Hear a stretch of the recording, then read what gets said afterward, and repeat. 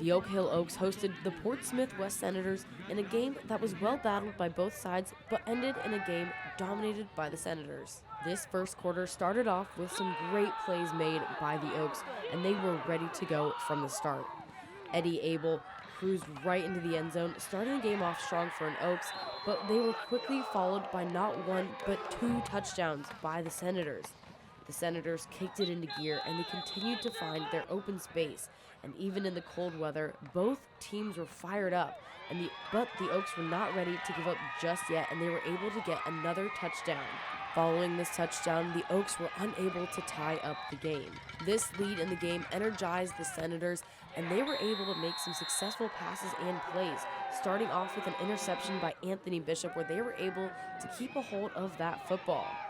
Their defensive game was on top of it with a fumble recovery, just further helping the Senators to keep their lead through the rest of the first half of the game. The second half of the game was dominated by the Senators, who continued to keep the Oaks out of the end zone and the ball in their hands. Oaks players were trying to keep up with the Senators, but they were unable to find their space, and the Senators were able to take control of the ball again with a fumble. Starting in the fourth quarter, there was one player on the Portsmouth West football team to look out for, and that was Carter Kaiser. Kaiser kept making runs and gaining yards for the Senators, pushing them closer and closer to that end zone. As the end of the game grew closer and closer, the Oaks were able to find their players, but were unable to add any more points on the board. This game ended with a 51-13 win for the Senators.